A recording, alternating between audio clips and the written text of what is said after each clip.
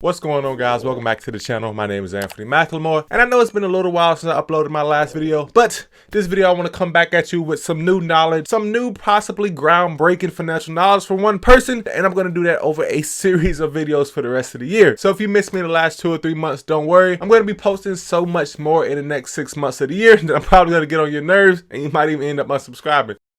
Okay. But speaking of that, the topic of this video is going to be how to actually calculate your net worth as a young adult or even as a teenager. Now, when you first dive into the world of financial education, you start hearing words like assets, liabilities, net worth, and different things, and it may be hard to understand what those things really mean from the very beginning. So the purpose of this video, as I said, is to show you how to actually calculate your net worth. But the thing is, I'm going to use my real life. I'm going to take you guys into my portfolio of assets and liabilities to show you what it actually looks like as a young adult who is 2 or 3 years into their journey on financial freedom. And if you think you're going to find any kind of value in this video, make sure you drop a like on the video for your boy, as it really does help the channel out and helps it reach a larger audience. So the very first and probably the most important point that goes into explaining your net worth is understanding what financial assets are. Now, I'm not going to overcomplicate this topic at all. What financial assets are simply things that you own of value or things that you own that bring you in more money. For example, if you own stocks, obviously that's an asset because you get dividends, you get stock appreciation, you make more money from that investment than what you started with, hopefully. Also, if you own a rental property, not many young adults own one, but if you are one of the few that do own rental properties, that is considered an asset. Some other things that could be considered assets are the house that you live in if you own it, the cars that you drive, the shoes on your feet. All of these things are considered assets in most cases. However, for investment purposes and for calculating your net worth, I would not include your car, the house you live in, or any of your other stuff that you don't plan on selling as an asset. The reason for this is that for it to be considered an asset, it would have to in some way contribute towards your financial journey in a positive manner sometime in the future. Now, the shoes that you own, yes, they may look good, but if you don't really plan on selling them, or if you can't sell them for more than what you paid for, then it can't necessarily be considered an asset, because at the end of the day, it is taking money out of your pocket, and assets by nature put more money into your pocket. And some of the easiest financial assets that you can start to gain for yourself as a young adult are stocks and investing in the stock market. When you go the route of investing in the stock market, you can start off with as little as $1. That's what I did when I opened up my Fidelity account. I started off with $1 and started incrementally putting more money into that account over time. I'm going to go more in depth into that account here shortly, but if you want to start to build financial assets,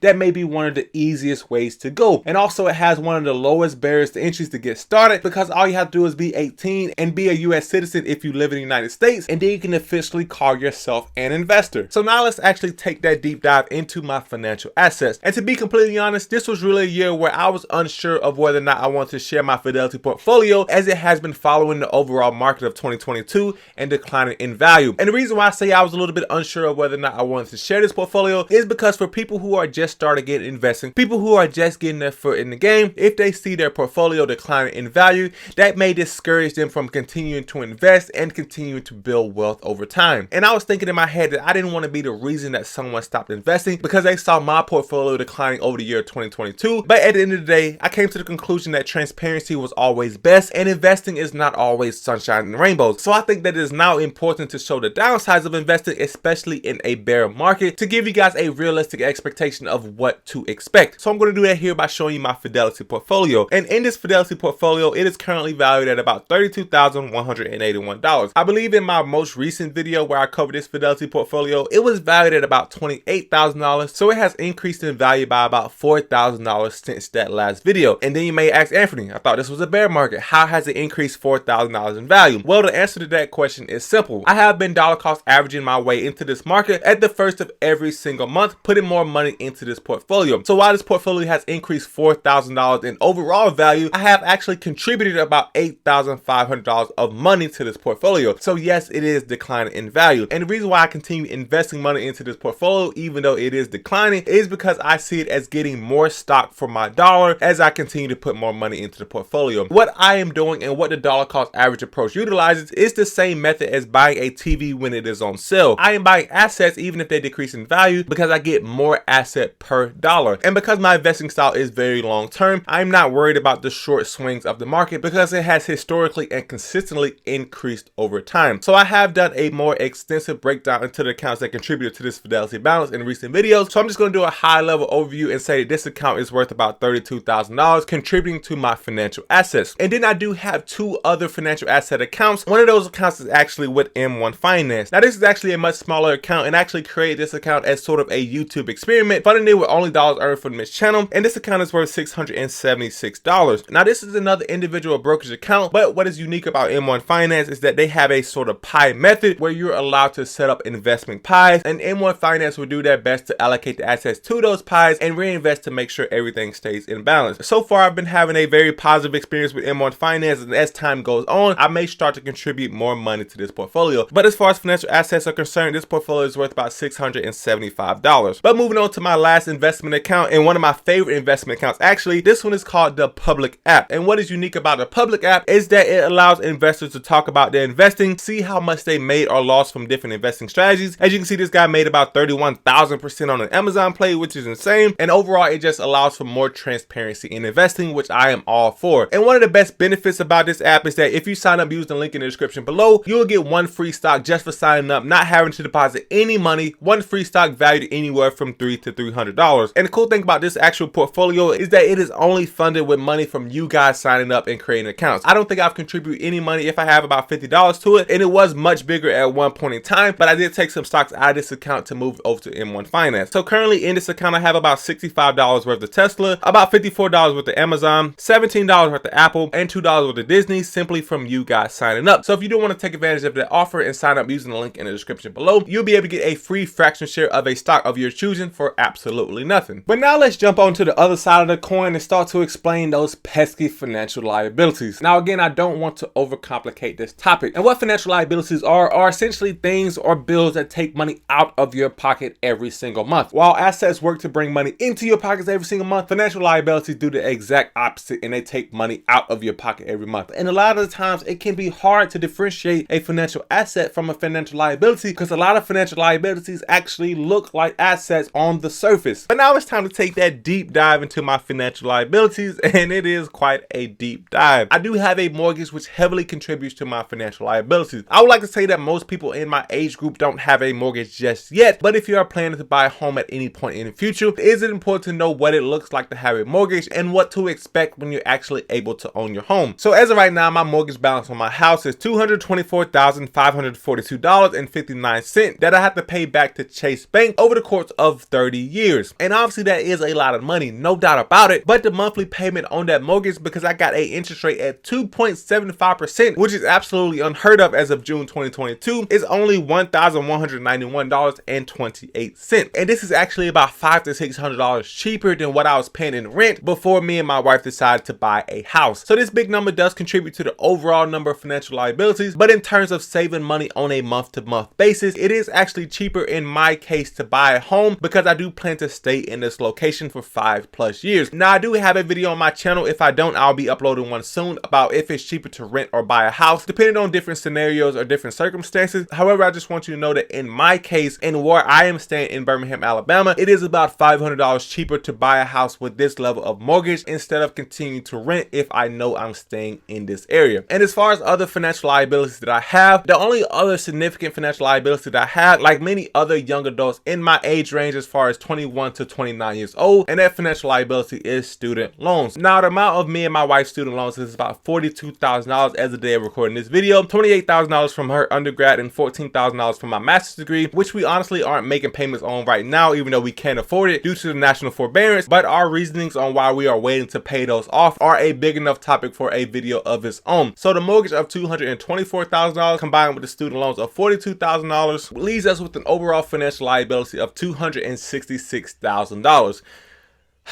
That is a lot of money. Another point to make about my current financial situation is that I don't have any credit card debt. I do use credit cards to fund every single purchase that I make, but I make an absolute point to pay those off every single month. And the only reason why I actually use them is to get the rewards that the credit card points offer. And also in my current situation, I don't have any personal loans or auto loans, as over the course of this channel, I have documented my journey of paying those off, and they have since been paid off for a little bit over a year now. And as I make plans to make videos in the future, I will be paying off that $266,000 as best as I can can. I'm not too necessarily worried about the mortgage amount because the interest rate is so low, and it's essentially like borrowing $250,000 for absolutely free given the rate of inflation. That is because if I bought this house in $250,000 cash, I would have all of that money tied up in the house rather than invested somewhere else, earning more in interest than I would be paying to the bank for them loaning me the money. So now, after all of that math and all of that explaining, how do you actually calculate your net worth? And that is just as simple as taking your financial assets and subtracting your financial liabilities, and whatever is that end resulting number, whether it is positive or whether it is negative, is your net